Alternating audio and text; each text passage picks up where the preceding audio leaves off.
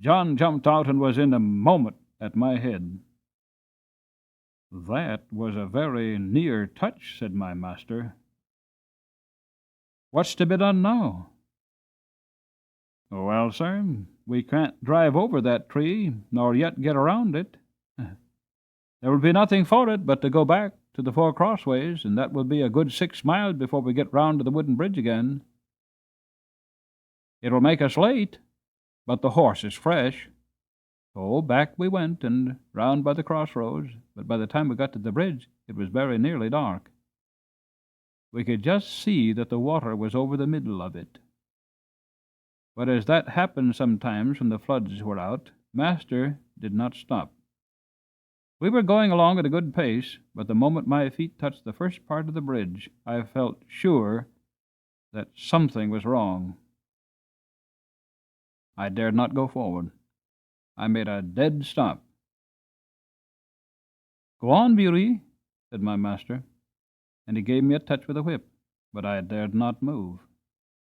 He gave me a sharp cut. I jumped, but I dared not go forward. "There's something wrong, sir," said John, and he sprang out of the dog-cart and came to my head and looked all about. He tried to lead me forward. "Come on, Beauty, what's the matter?" Of course I could not tell him, but I knew very well that the bridge was not safe. Just then the man at the toll-gate on the other side ran out of the house, tossing a torch about like mad. "Hoy, hoy, hoy, hello, stop!" he cried.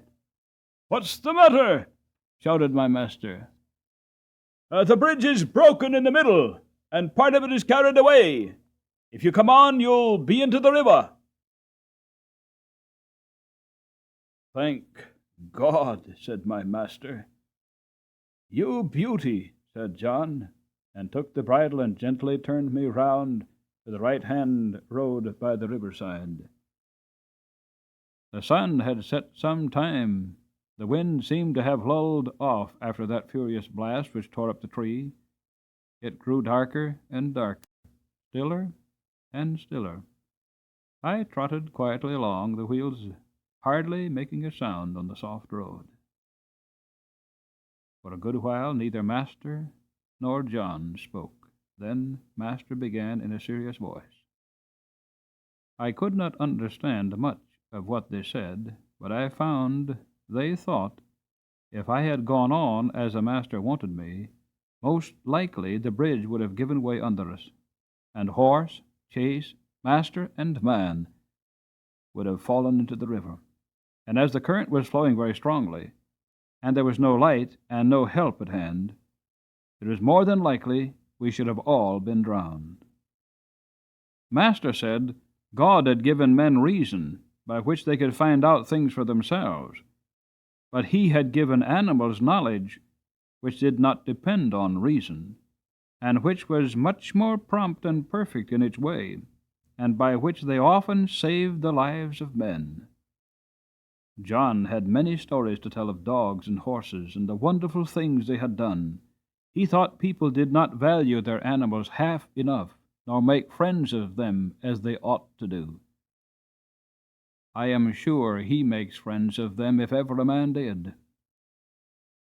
At last we came to the park gates and found the gardener looking out for us. He said that mistress had been in a dreadful way ever since dark, fearing some accident had happened, and that she had sent James off on justice, their own cob, towards a wooden bridge to make an inquiry after us. We saw a light at the hall door and at the upper windows, and as we came up, mistress ran out, saying, "Are you really safe, my dear? Oh, I've been so anxious, fancying all sorts of things. Have you had no accident?" "No, my dear, but if your black beauty had not been wiser than we were, we should all have been carried down the river at the wooden bridge." I heard no more as they went into the house, and John took me to the stable.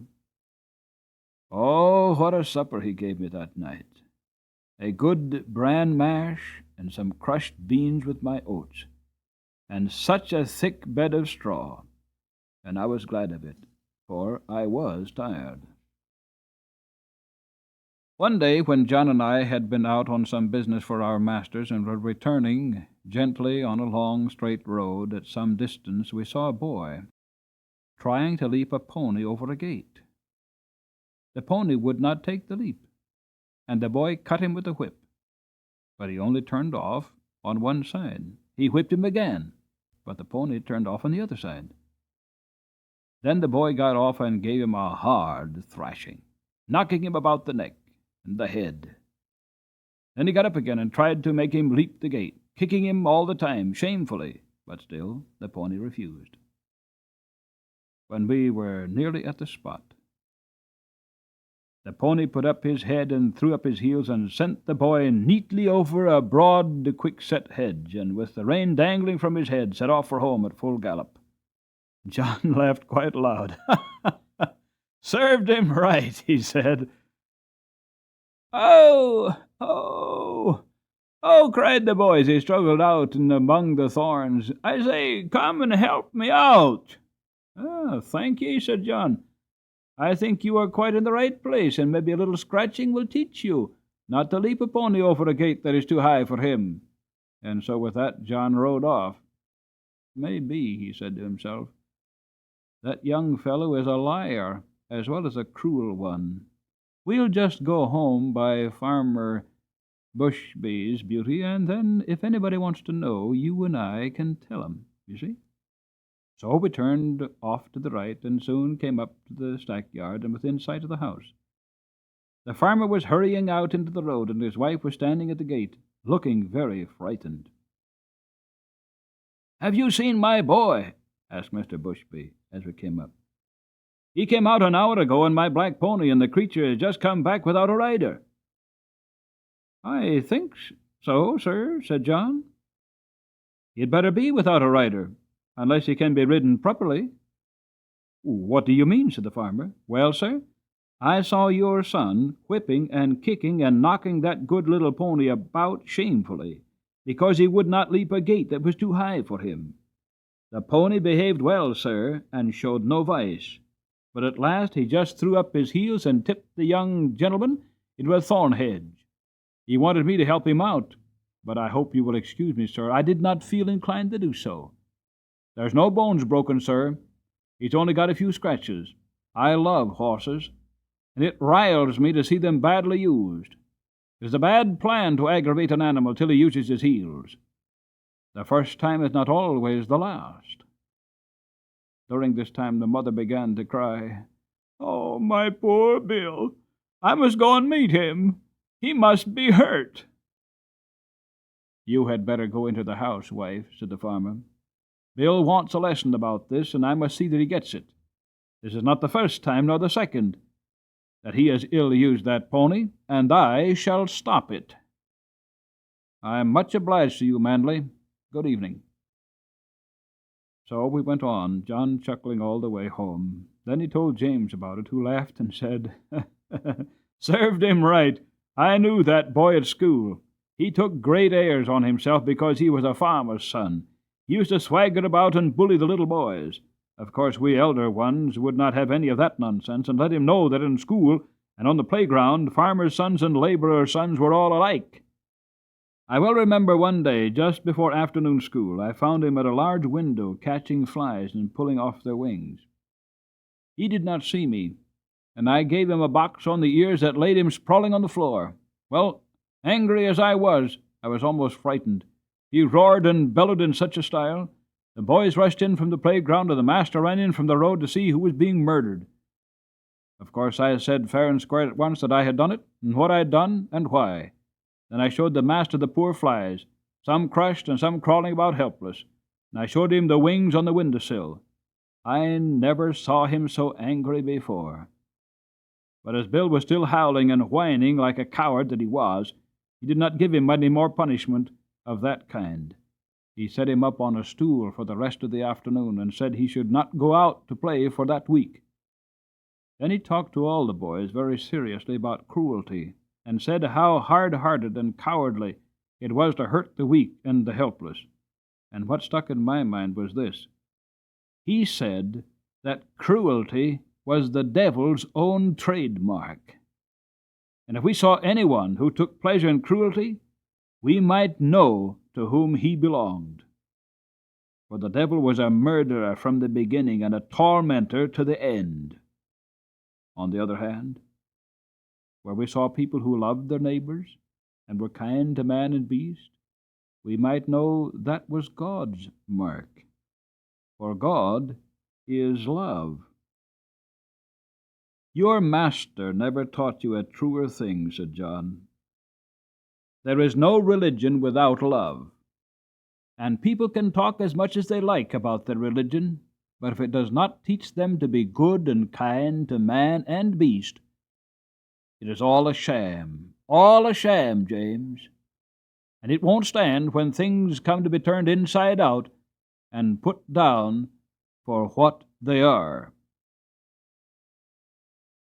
One morning, early in December, John had just led me into my box after my daily exercise and was strapping my cloth on, and James was coming in from the corn chamber with some oats, when the master came into the stable. He looked rather serious, and held an open letter in his hand. John fastened the door of my box, touched his cap, and waited for orders. "Good morning, John," said the master. "I want to know if you have any complaint to make of James." "Complaint, sir? No, sir." "Is he industrious at work and respectful to you?" "Yes, sir, always." "You never find he slights his work when your back is turned?" "Never, sir." "That's well. But I must put another question. Have you any reason to suspect that when he goes out with the horses to exercise them or to take a message, he stops about talking to his acquaintance or goes into houses where he has no business, leaving the horses outside?" "No, sir, certainly not. And if anyone has been saying that about James, I don't believe it. And I don't mean to believe it unless I have it fairly proved before witnesses. It's not for me to say who has been trying to take away James's character, but I will say, sir, that a steadier, pleasanter, honester, smarter young fellow I never had in this stable. I can trust his word, I can trust his work. He is gentle and clever with the horses. I would rather have them in his charge than in that of a half the young fellows I know in laced hats and liveries. And whoever wants a character of James Howard," said John with a quick, decided jerk of his head, "let them come to John Manley." The master took all this grave and attentive, but as John finished his speech a broad smile spread over his face, and looking kindly across at James, who all this time had stood still at the door, he said, "James, my lad, set down the oats and come here. I am very glad to find that John's opinion of your character agrees exactly with mine own. John is a cautious man," he said with a droll smile, "and it is not always easy to get his opinion about people, so I thought if I beat the bush on this side, the birds would fly out, and I should learn what I wanted to know quickly. So now we will come to business.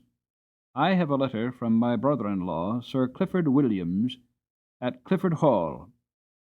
He wants me to find a trustworthy young groom, about 20 or 21, who knows his business. His old coachman, who has lived with him 30 years, is getting feeble, and he wants a man to work with him and get into his ways, who would be able, when the old man was pensioned off, to step into his place. He would have 18 shillings a week at first, a stable suit, a driving suit, a bedroom over the coach-house, and a boy under him. Sir Clifford is a good master, and if you could get the place, it would be a good start for you. I don't want to part with you, and if you left us, I know John would lose his right hand." "That I should, sir," said John, "but I would not stand in his light for the world." "How old are you, James?" said the master. 19 next May, sir."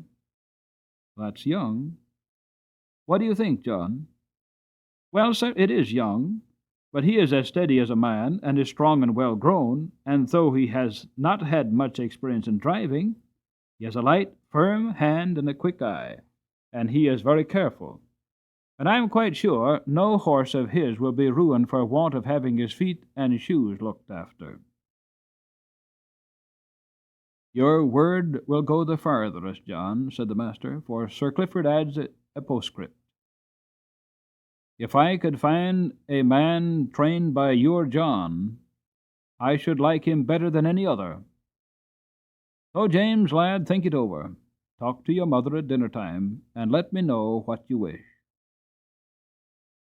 In a few days after this conversation, it was fully settled that James should go to Clifford Hall in a month or 6 weeks, as it suited his master. And in the meantime, he was to get all the practice in driving that could be given to him. I never knew the carriage to go out so often before.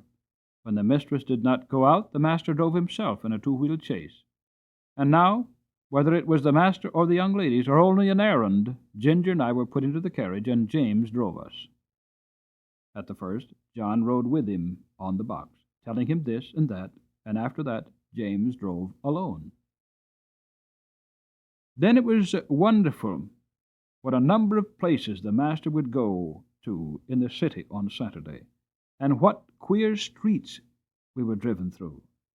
He was sure to go to the railway station just as the train was coming in, and cabs and carriages, carts and omnibuses were all trying to get over the bridge together. That bridge wanted good horses and good drivers when the railway bell was ringing, for it was narrow, and there was a very sharp turn up to the station, where it would have not been difficult at all for people to run into each other if they did not look sharp and keep their wits about them. After this, it was decided my master and mistress to pay a visit to some friends who lived about 46 miles from our home, and James was to drive them. The first day we traveled 32 miles. There were some long, heavy hills, but James drove so carefully and thoughtfully that we were not at all harassed. He never forgot to put on the drag as we went downhill, nor to take it off at the right place.